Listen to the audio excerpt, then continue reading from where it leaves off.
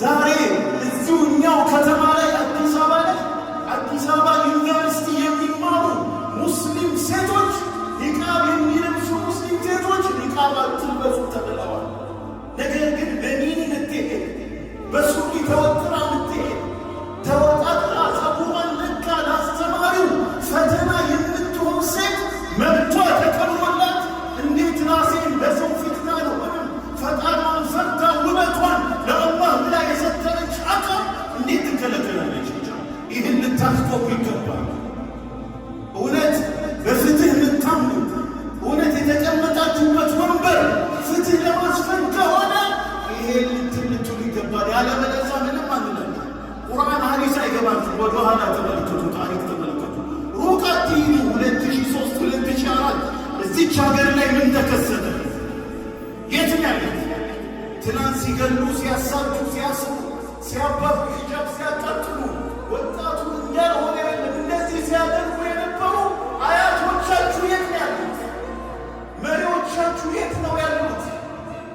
ትናንት ያዙን ልቀቁን እኛ እንደፈረን ከኛ በላይ ጉልበት የለም ሲሉ የነበሩ ሰዎች ዛሬ ስልጣናቸው አለ፣ ዛሬ በሕይወት አሉ።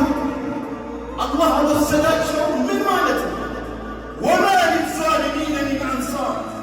በደለኛ ዛሬ ጉልበት ቢኖረው ዛሬ ስልጣን ቢኖረው ዛሬ ኃይል ቢኖረው ወላሂ መጨረሻው ያለ ከነ ዓድ ከነ ሰሙድ ከነ ፊርዓውን ተመልከቱ።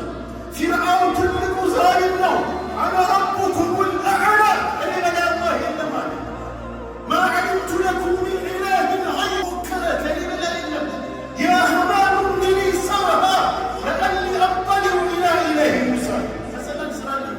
ይህ ማነው? የሙሳ አምላክ የሚለው ማነው? እስኪ ሄጄ ልየዋል። አላህ ምን አረገ? ታሪክ ተመልከቱ። አላህ ዛሬም ይችላል፣ ዛሬም ያደርጋል። ሁሌ ማድረግ የሚችል ጌታ ነው። ዝም ሲላችሁ የተዋችሁ እንዳይመስላል። ወላ ተሕሰበነ አላህ ጋፊለን ዐማ ያዕመሉ ዛሊሙን። ዝም ሲል አላህ ትቷችሁ አይደለም። ወኡምሊ ለሁም ኢነ ከይዲ መቲን። ዝም ይላል እንድትጠግብ ያደርጋል። ጥጋብ ልክ እንዲያልፍ ያደርጋል። ሲይዝህ ግን መጥፎ እያያዘ